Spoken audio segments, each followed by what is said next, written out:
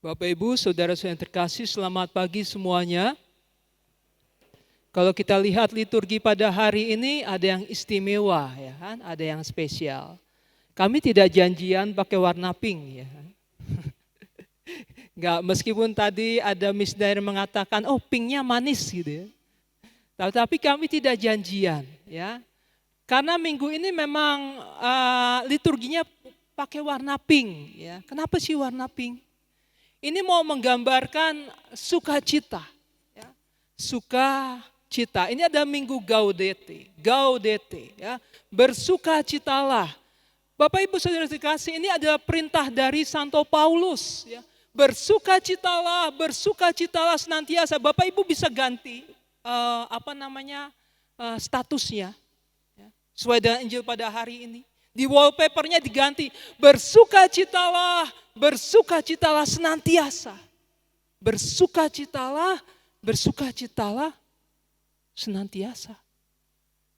Kalau makan enak, pantas bersukacita. Kalau makannya enggak enak. Kalau punya uang banyak, pantas bersukacita. Loh, ini senantiasa, enggak punya uang juga bersukacita. Itu bagaimana? Kalau sehat, bersukacita. Loh, kalau enggak sehat, masa disuruh bersukacita juga? Ini bagaimana? Dalam situasi kesedihan, situasi pergumulan, situasi sakit, situasi sedih. Apakah sabda Tuhan ini berbicara? Iya. Sabda Tuhan ini tidak pernah berubah. Ini disampaikan kepada semua orang. Mau sakit, mau sehat, mau sudah tua, mau masih muda, mau lagi miskin, mau bangkrut, mau kaya. Tetap perintahnya sama. Bersukacitalah senantiasa. Lalu bagaimana kita bisa bersukacita ketika kita mengalami kesulitan, pergumulan?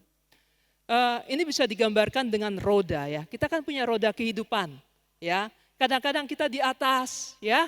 Kadang-kadang kita di bawah. Itu berputar. Ya. Roda itu berputar, ya. Sedang kaya, sedang miskin, sedang sehat, sedang sakit. Ini emosi kita itu bisa berubah. Ya. Emosi kita itu kadang di atas, emosi kita kadang di bawah. Kadang gembira, kadang sedih. Enggak stabil. Lah sukacitanya di mana? Sukacitanya adalah kita jangan berada di dalam pinggiran roda. Bapak Ibu Saudara terkasih. Kita jangan berada di dalam pinggiran roda. Kalau mau sukacitanya stabil, berada di mana? Di pusat roda. Di porosnya. Itu akan sukacita terus. Porosnya. Kalau berada di poros berada di dalam Tuhan Yesus. Akulah pokok anggur, kamulah ranting-ranting. Maka kalau kita berada di dalam Tuhan Yesus, kita akan selalu berada di dalam sukacita. Tuhan Yesus ada di mana? Itu pertanyaannya. Santa Teresa dari Avila, seorang juga mengalami pergumulan, kesedihan, ya, tidak dipahami, tidak dimengerti. Seorang yang mengalami juga luka-luka. Ya. Dia mengatakan bahwa kita akan mengalami kedamaian, ketenangan, sukacita ketika kita berada di dalam pusat diri kita. Santa Teresa Avila itu menggambarkan jiwa kita itu bagaikan puri, ya, bagaikan puri. Ketika kita berada di pusat puri, puri itu kuat. Ya. Puri itu istana, badai, angin, apapun juga itu enggak akan merubuhkannya. Apalagi berada di tengah, berada di dalam pusat. Itu akan damai, tenang, sukacita. Santo Yohanes Paulus II mengatakan demikian. Manusia diciptakan bukan untuk kesedihan, tetapi untuk bersukacita. Manusia diciptakan untuk bersukacita, bukan untuk sedih, bukan. Manusia diciptakan untuk bersukacita, bukan untuk sedih. Maka bersukacitalah senantiasa, bersukacitalah bagaimana? Tinggal di dalam Tuhan, di dalam pusat, jangan di dalam pinggiran hidup ini. Jangan, tetapi dia ada di dalam pusat.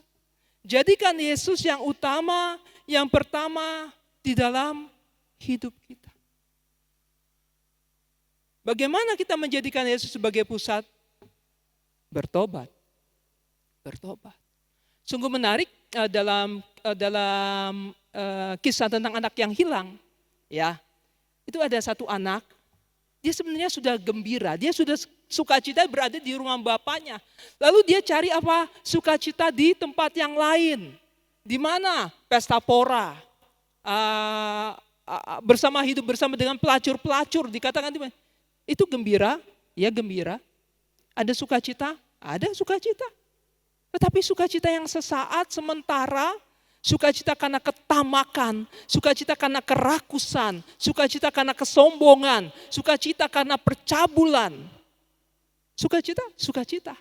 Tetapi akhirnya penderitaan yang mendalam.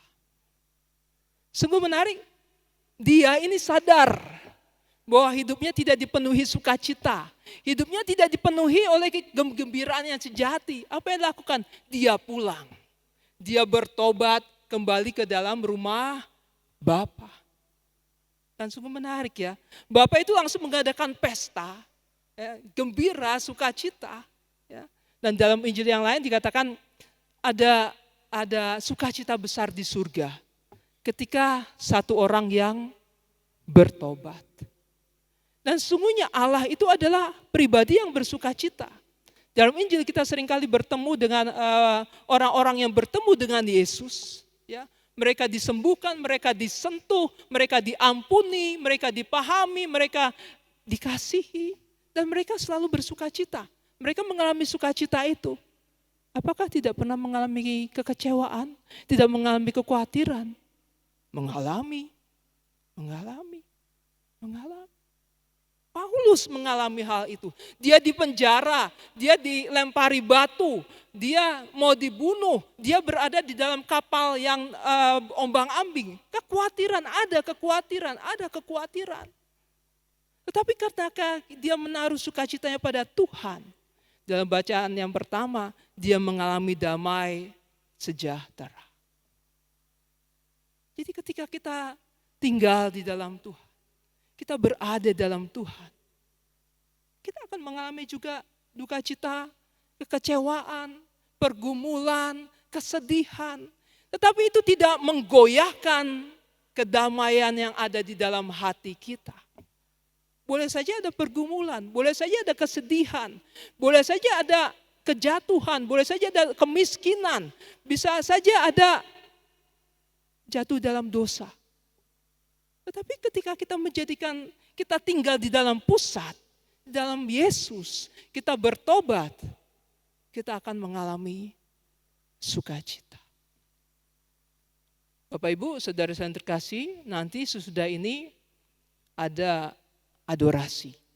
Ya. Ada adorasi. Bapak Ibu, nanti akan saya berkati satu persatu, ya, karena kan kita nggak banyak ya. Kita nggak banyak. Jadi saya bisa memberkati satu persatu. Berjumpalah dengan Yesus. Terimalah berkat Tuhan. Itu Yesus yang dahulu memberikan sukacita kepada orang yang sakit, orang yang berdosa, orang yang sedang galau, orang yang lagi stres, orang yang mengalami kelemahan. Yesus yang sama pada hari ini juga mau menjumpai kita. Sungguh menarik apa yang dikatakan oleh Santo Paus Fransiskus ya. Dia katakan demikian, aku tahu pergumulanmu, aku tahu kesedihanmu, tetapi biarkanlah sukacita Tuhan itu mengubah kamu perlahan demi perlahan, sehingga kamu pun mengalami sukacita dari Tuhan. Kita diciptakan bukan untuk jadi orang yang sedih terus. Enggak. Kita diciptakan untuk bersukacita. Caranya, jadikan Tuhan yang utama. Berjumpa dengan Tuhan. Dijamah, disembuhkan, dipulihkan, diampuni. Maka kita akan bersukacita. Bersukacitalah bersukacitalah senantiasa. Kita diciptakan bukan untuk jadi orang yang sedih. Tidak. Kita diciptakan untuk menjadi orang yang penuh dengan sukacita. Bersukacitalah senantiasa.